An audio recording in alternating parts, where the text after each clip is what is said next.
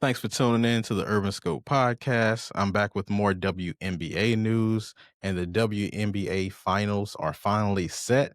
So we will have the Mercury against the Aces. Uh, a very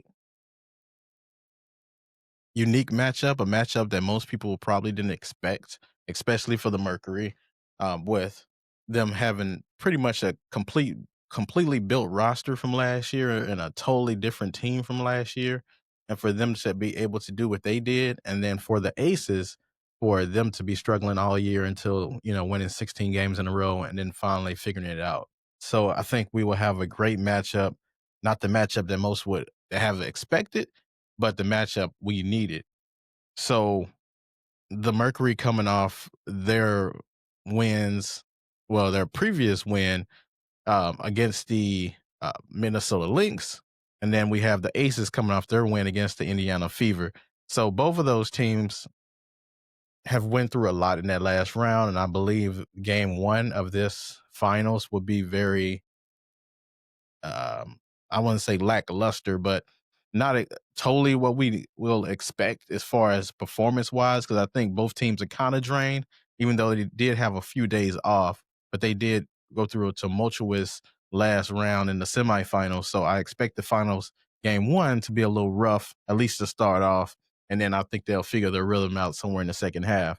But this matchup appears to be lopsided for most, especially when you think about what the Aces have on offense and defense, and then they're just their team pedigree and what they have. But I think it will be a tough series. Uh, Vegas, however, did win three of the four match games that they matched up against this regular season. So I think we all know that the playoffs are different and anything can happen. So the Mercury been on this crazy run, but Aces kind of struggled over the last couple of games. So we'll see if everything comes to a head, or if the Aces figure it out, or if they just are just burnt out from winning so many games in a row. But they did catch on late in the season. And of course, this series is best of seven, opposed to the rest of the series that were best of five. But this one will be best of seven, with all the marbles on the table, so to speak. So I do feel the Aces do have a better roster, but I think Mercury are tougher. Um, Alyssa Thomas at the point guard, she set the tones for that team. Now, if she struggles, the team will probably struggle, but I don't imagine she'll struggle at least for 4 games in this series, not at least straight. Alyssa Thomas is very unique and very, I don't know, it's just something about her that just says she'll get it done. She's very Russell Westbrook to me, mixed in with a little Draymond Green and maybe even a little Jokic. And I say Westbrook because she has ability to pass, score, rebound. She has a double threat. Then on defense, I compare her to Draymond Green and a little bit of Russell Westbrook as well, just being a triple double threat. And then both of these players are not known as the best scorers. However, they can put the ball in the basket.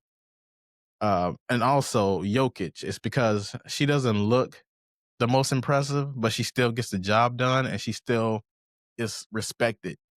So Jokic is one of those players, when you look at him, he doesn't look physically imposing, even though Alyssa Thomas does. But her scoring, from what she looks like from a scorer, you don't look at her as a threat. But when you see her play, you don't. It's very tough to defend her because you can't really stop her from rebounding.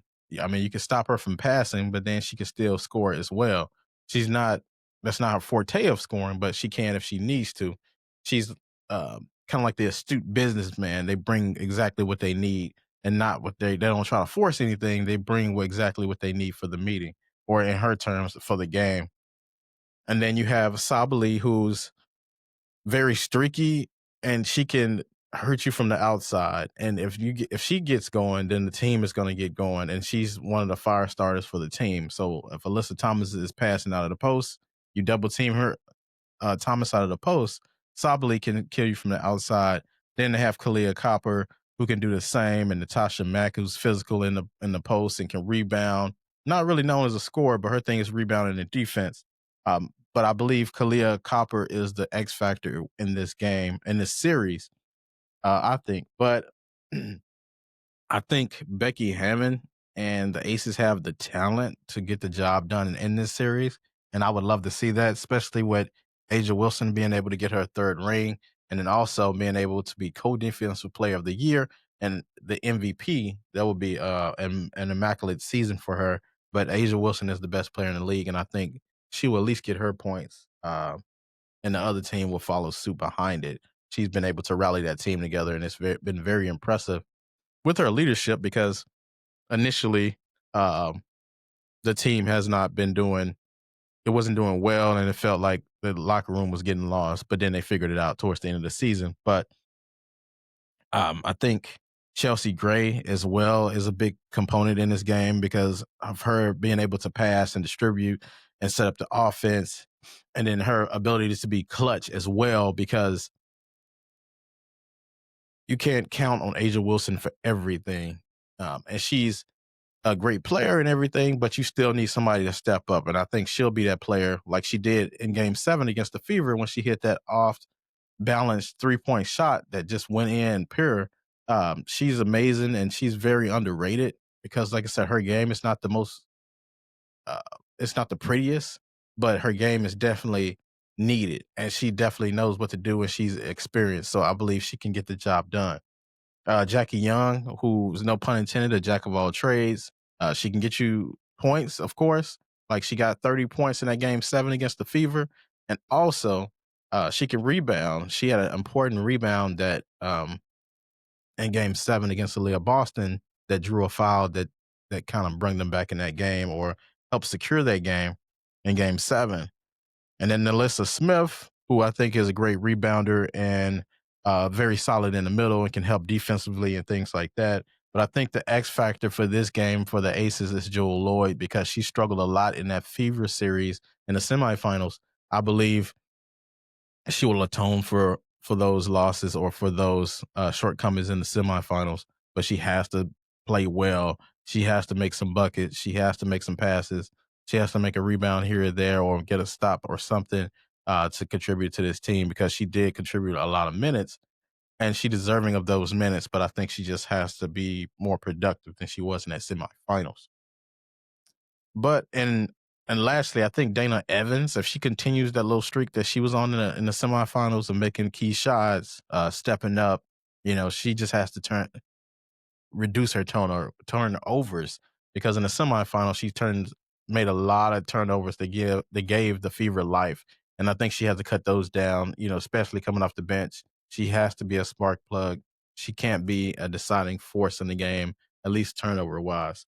But I do um, think that the Aces will pull this series out. I think the Mercury has one of the toughest paths that you can think of when it comes to WNBA finals histories to get there. The Mercury, just think about it. They had to beat the Liberty in the first round, who are the champions from last year. They had to beat the Minnesota Lynx, who was the team that lost in the NBA finals last year. And then this year they're playing a team that won 3 of the last 4 finals. So if the Mercury can somehow win this matchup or the series, it's going to be very impressive and it's going to be one of the toughest routes. And they have a conversation or they have an argument for one of the greatest teams to ever win a WNBA championship. So we'll see what happens. And of course, I'll be covering these games and these matchups. And then until next time, I'll see you next time.